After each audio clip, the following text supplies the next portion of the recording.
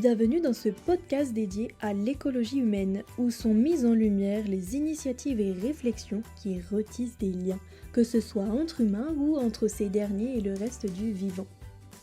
Explorons alors ensemble les chemins défrichés par ces porteurs de projets qui souhaitent faire rayonner une belle solidarité et un vrai respect de leur environnement. Allez, c'est parti, il est temps de construire ensemble un monde mieux relié, plus humain, mais surtout davantage bienveillant. La grande idée de l'association dont on va parler, si 100 personnes s'engagent à donner 6 € minimum par mois, alors ensemble elles peuvent financer un logement pour une famille en situation de précarité. Alors pour parler de cette magnifique association qui se nomme 100 pour un toit, j'ai le plaisir d'accueillir Bernadette Perrault et Jean-Marc Jourdan.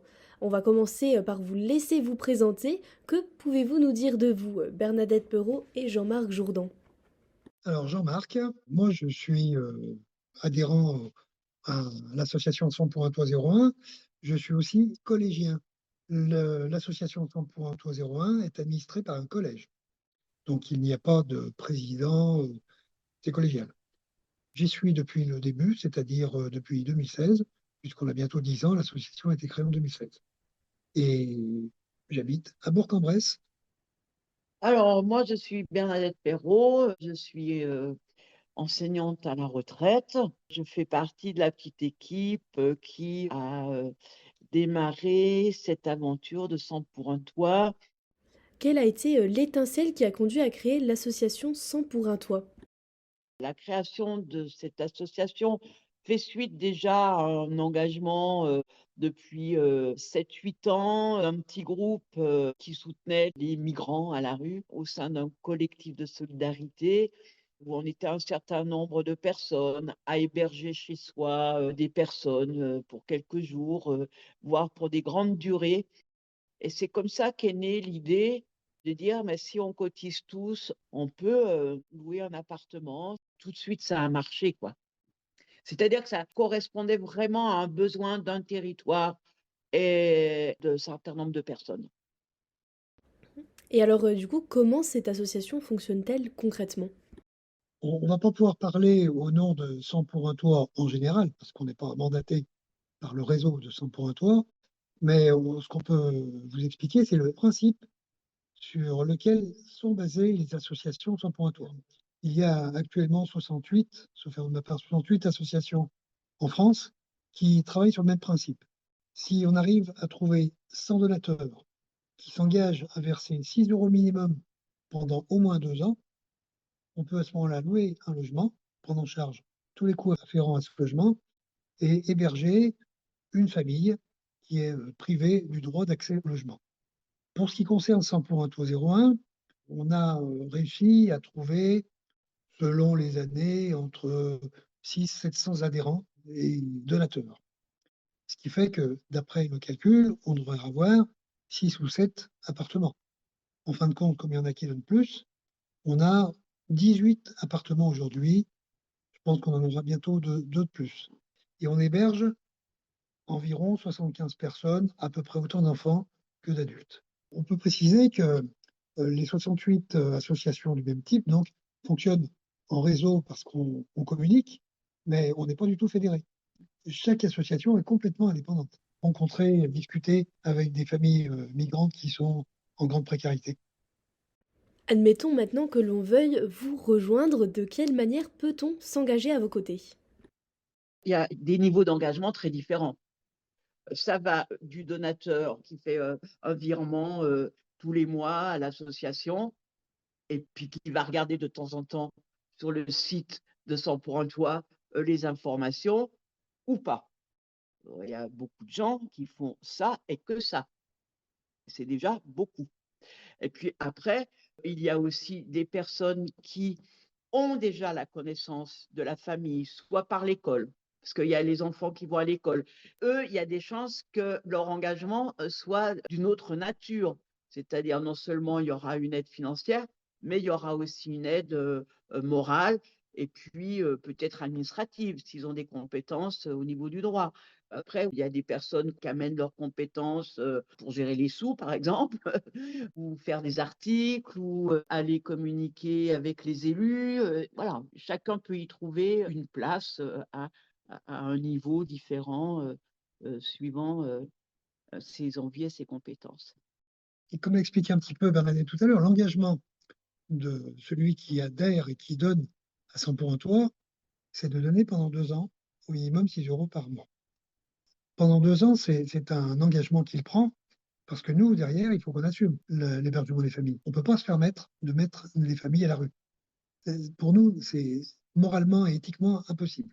Donc ça, c'est une difficulté. Il faut que chaque année, on arrive à trouver les fonds nécessaires pour apporter les finances pour l'hébergement. Ça, c'est l'engagement de base, on va dire. Et puis après, au bout de 2 ans, on peut continuer, on peut arrêter si on veut, on peut s'engager un peu plus dans l'association, c'est-à-dire venir au collège, par exemple. On a aujourd'hui 19 personnes qui sont dans le collège et qui font fonctionner l'association. Et c'est du bénévolat, bien évidemment, et c'est surtout du volontariat. Et alors, qui sont les personnes que vous hébergez? Comment se passe l'accompagnement de ces hébergés par vos bénévoles? Pour ce qui nous concerne, on a la plupart du temps des familles, donc souvent des couples avec des enfants. On peut avoir des femmes seules avec des enfants. On héberge aussi quelques jeunes majeurs dans un appartement où on a réussi à faire 4 chambres en colocation, mais ça, c'est un petit peu marginal. C'est la plupart du temps des familles. Et on désigne à chaque fois des volontaires, bien évidemment, qui soient accompagnants des familles. Donc, ces accompagnants prennent contact le plus souvent possible, assez régulièrement avec les familles, pour savoir si tout va bien, pour éventuellement les soutenir, les aider dans l'accompagnement des démarches administratives qu'ils ont à faire pour obtenir un titre de séjour. Mais ça devient de plus en plus difficile sur ce terrain-là, puisque vous n'êtes pas sans savoir que politiquement, c'est un petit peu délicat en ce moment. Et on organise 2 fois par an une rencontre des familles. C'est des journées festives, disons.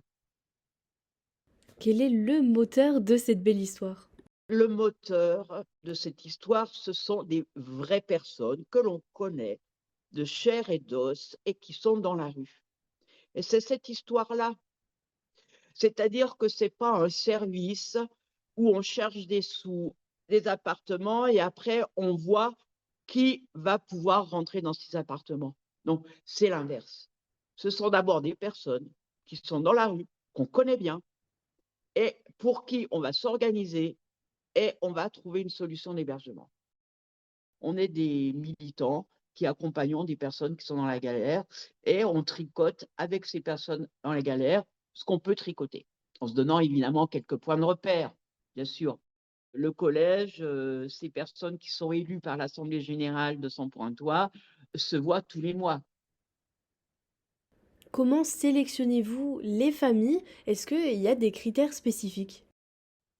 Il y a une chose qui est très simple en ce moment, c'est que comme personne n'est régularisé, il y a une très grande stabilité et il n'y a pas de mobilité, donc on n'a pas beaucoup l'occasion de se poser la question. Alors, il y a un appartement qui se libère, qui va bien pouvoir venir dans cet appartement? Ouais, ce que veut dire Bernadette, c'est qu'effectivement, il n'y a pas d'appartement qui se libère. Donc, on n'a pas à décider quelle famille on va mettre dans un appartement libéré. Trop Mais souvent. on l'a eu ce problème à plusieurs reprises. Quand un appartement se libère parce qu'une famille est régularisée et donc elle prend son autonomie et on l'accompagne vers son autonomie, on l'aide à trouver éventuellement un emploi. Donc, quand on a un logement qui se libère, on se dit, ben, est-ce qu'on le rend, ce logement, cet hébergement? C'est une question qui peut se poser. C'est peut être un hébergement qui nous coûte relativement cher, donc on peut éventuellement en profiter pour le rendre. Ou alors, on se dit, ben non, on le garde, mais à ce moment-là, à qui on propose? Et là, c'est très difficile, parce qu'avant de trouver le nom d'une famille, eh ben, on en élimine un paquet. On a essayé de se fixer des critères. En fait, on les a toujours en mémoire, on les garde avec nous quand c'est nécessaire, mais on s'aperçoit que parfois on ne les respecte pas forcément. L'urgence, l'urgence vient avant tous ces critères. Les critères qu'on s'était fixés, c'était le temps de l'errance des familles. Depuis combien de temps elles sont à la rue ou dans des squats ou... Ça, c'est un critère qui pour nous est important parce que ça montre la volonté de la famille de rester en France et l'impossibilité peut-être de rentrer chez eux. Un autre critère, c'est la connaissance de la famille. On ne prend pas des familles sans les connaître, sans savoir qui elles sont, d'où elles viennent, quel est leur parcours, leur histoire. Donc, c'est important qu'on les connaisse. Et on connaît beaucoup de familles qui sont dans les galères, qui ne sont pas hébergées par notre association. Et souvent, on leur propose, pour s'intégrer, de travailler bénévolement dans des associations caritatives, quelles qu'elles soient. L'intérêt, c'est de ne pas rester sans rien faire. Donc, d'aller faire quelques heures de bénévolat. Et on arrive à bien connaître ces familles-là. C'est aussi un critère pour nous quand on voit qu'elles s'engagent dans le bénévolat. Est-ce qu'il y a d'autres critères, Bernadette? C'est au feeling et à l'affect.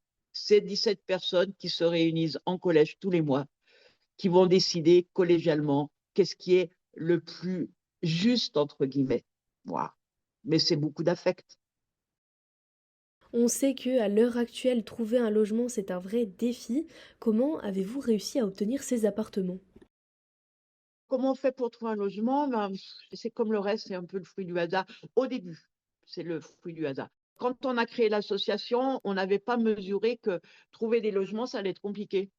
Parce que bon, on avait un bailleur social qui nous avait dit: «Oh ben, dès que vous créez, l'association, pas de problème, on vous mettra à disposition des appartements». Bon, le pas de problème, on mettra à votre disposition des appartements n'a pas eu lieu. Donc il fallait se tourner dans le parc privé et là, on trouvait pas.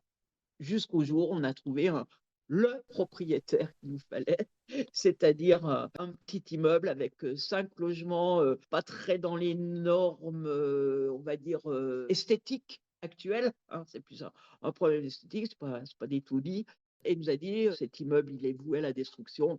Si vous êtes preneur, je vous le laisse». Donc 5 appartements, des petits appartements impeccables, des loyers très bas. Il fallait des coups de peinture. On a mis les coups de peinture et voilà. Les propriétaires, qu'est-ce qu'ils cherchent, hein? Ils cherchent des locataires qui payent bien. Donc, avec le temps, on est identifié comme étant des bons payeurs. Les appartements sont pas détruits. On est, des locataires, rêvés. Alors pour terminer en beauté, quelle histoire vous a particulièrement touché? Bah, des belles histoires, des bons coups de cœur, il y en a. Alors le plus merveilleux, c'est que j'ai en mémoire, j'aurais pu l'apporter un texte d'une enfant de 8 ans qui a écrit un texte, où elle raconte quand il y a 2 dames qui sont arrivées. À ce moment-là, la famille était ce qu'on a appelé un bidonville, c'est-à-dire un immense hangar, où il y avait des cabanes de construites de briques et de broc. Ils étaient là déjà depuis 1 an et demi. Hein, une famille avec 3 enfants et puis, ben, un jour, il y a 2 dames qui sont arrivées et puis qui leur ont dit: «Demain, on vous emmène dans un appartement». Voilà et c'est vraiment du jour au lendemain. Une fois qu'au collège, on a dit: «On va proposer à telle famille», il y a 2 personnes qui vont voir la famille et qui disent: «Voilà, vous aurez un logement». C'est vrai que c'est du bonheur ce moment-là. Heureusement qu'on a des belles histoires. Pas forcément à raconter d'ailleurs, mais au moins dans nos têtes, dans nos esprits. Parce qu'on a aussi des moments qui sont difficiles, quand on a des familles qui viennent frapper à la porte et puis on leur dit: «Mais non, on peut pas, on n'a rien disponible» et puis, vous savez, il y en a beaucoup qui demandent. Donc ça, c'est des moments qui sont difficiles, il faut l'expliquer. Quel message final souhaitez-vous adresser à celles et ceux qui nous écoutent? Engagez-vous, mais engagez-vous dans le militantisme. Et puis, aller chercher, l'énergie, des personnes qui sont invisibilisées. Parce qu'autant ils sont invisibles, autant, ils ont l'énergie et ils ont les solutions. Voilà. Puis rencontrer les gens. Mmh. Le message qu'on peut passer, c'est d'aller à la rencontre des gens, des migrants, des familles, des voisins, d'aller discuter. On apprend beaucoup quand on se rapproche des gens. Et je pense qu'on remet en place des discours habituels quand on arrive à. Merci à vous Jean-Marc et Bernadette de nous avoir fait découvrir cette belle initiative. On comprend désormais que l'engagement citoyen peut vraiment faire changer le cours des choses. En s'engageant ensemble, à notre échelle, il est possible d'apporter des solutions concrètes. Et sur ce, on vous dit merci d'avoir partagé ce moment avec nous. Alors si vous l'avez apprécié, n'hésitez pas à le faire découvrir à l'un de vos proches et on se retrouve très vite pour de nouveaux podcasts inspirants. Pour suivre nos actus, nous contacter ou vous abonner à notre newsletter mensuelle, rendez-vous sur www.écologiehumaine.eu.